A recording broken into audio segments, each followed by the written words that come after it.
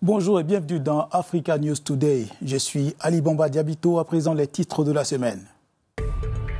Samia Suluhu Hassan prête serment comme président de la Tanzanie à la suite de son élection fin octobre. Le Nigeria réagit aux récentes déclarations du président américain, évoquant des supposées attaques contre les chrétiens dans le pays. Plus de 62 000 personnes ont fui El Fasher au Soudan depuis que les FSR ont pris contrôle de la ville.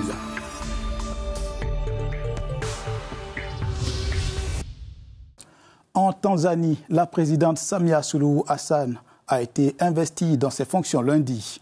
La dame de 65 ans dirige le pays depuis le décès du président John Magufuli en 2021.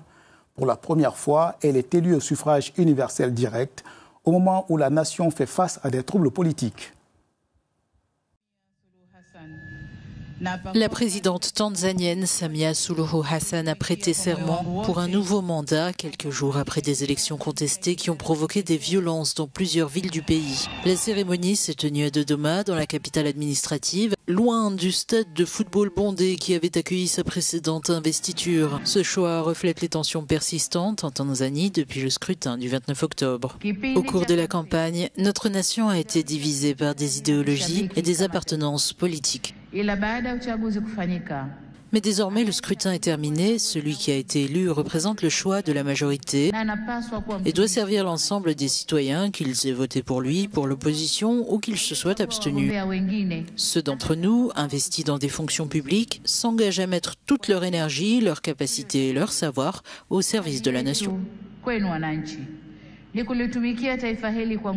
Le scrutin a été marqué par de fortes violences. Les manifestations contre le régime ont été sévèrement réprimées et le pays reste sous contrôle strict avec Internet coupé depuis mercredi. L'opposition continue de contester les résultats et certains de ses dirigeants sont toujours emprisonnés. Élus avec près de 98% des voix dans une élection qualifiée de parodie de démocratie par l'opposition, Samia Suluhu Hassan devra désormais œuvrer à regagner la confiance de l'ensemble des Tanzaniens. Bola Tinubu est prêt à rencontrer Donald Trump pour discuter des allégations de génocide chrétien au Nigeria. L'information est confirmée par Abuja suite à la récente déclaration du président américain qui évoque une possible intervention militaire dans ce pays d'Afrique de l'Ouest. Les réactions ont été mitigées à Lagos, au Nigeria, alors que le président Donald Trump a déclaré samedi avoir ordonné au Pentagone de planifier une action militaire potentielle dans le pays. Cette annonce du chef d'État américain intervient alors qu'il a intensifié ses allégations, selon lesquelles le gouvernement nigérian ne parvient pas à mettre un frein à la persécution des chrétiens dans le pays. Si cela permet d'assurer la sécurité, nous l'accueillons favorablement. Si cela peut aider à protéger nos communautés, nous l'accueillons également. Je pense que nous sommes à un niveau où le terrorisme est devenu un problème mondial et que nos communautés ne se sentent pas en sécurité. Par conséquent, si un soutien extérieur vient nous dire « nous voulons travailler avec vous pour aider à endiguer le problème », je pense que nous devrions l'accepter. Le président nigérian Bola Tinubu a réagi à l'annonce de Donald Trump en déclarant que la caractérisation du Nigeria comme un pays préoccupant, intolérant sur le plan religieux, ne reflétait pas la réalité nationale.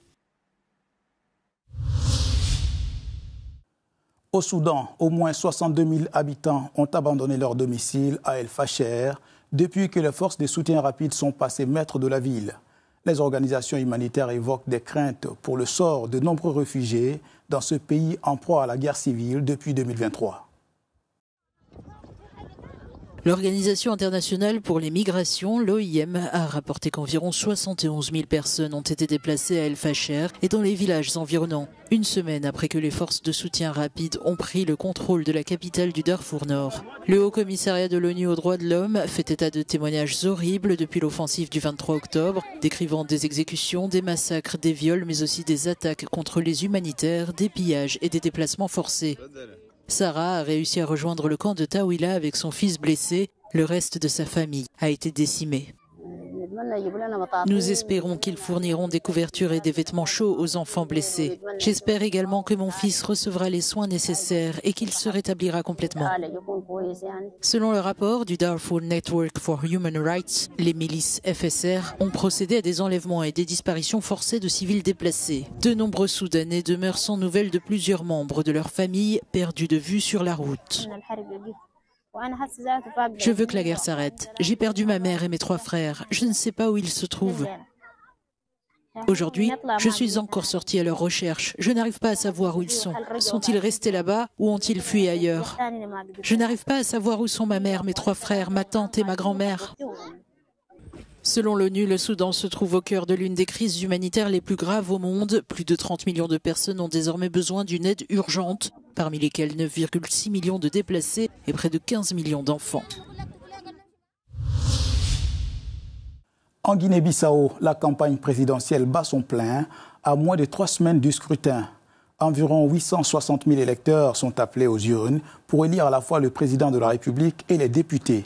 12 candidats sont en lice pour la magistrature suprême, parmi lesquels le président sortant Umaro Sissoko Embalo et l'ancien chef d'État José Mario Bas. En Guinée-Bissau, les candidats aux élections présidentielles et législatives à la conquête des suffrages des électeurs. La campagne des élections générales du 23 novembre a débuté samedi et doit s'achever le 21 novembre. Plus de 800 000 électeurs se rendront aux urnes pour élire le président et 102 députés de l'Assemblée nationale de ce pays d'Afrique de l'Ouest.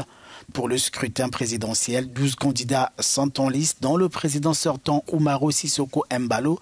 Il a pour principal adversaire son prédécesseur José Mario Vaz.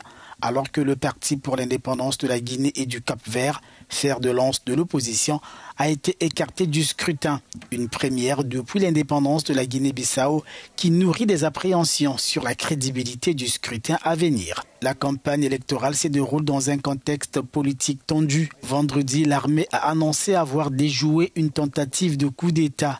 Des officiers supérieurs ont depuis été arrêtés. La Guinée-Bissau est connue pour son histoire émaillée de coups de force et de crises militaires. Et comme chaque semaine dans Africa News Today, voici quelques dates à retenir. Du 3 au 4 novembre se tient la 5e édition de l'Africa Financial Summit à Casablanca au Maroc sous le thème « Notre capitale, notre puissance, libérons la souveraineté financière de l'Afrique ».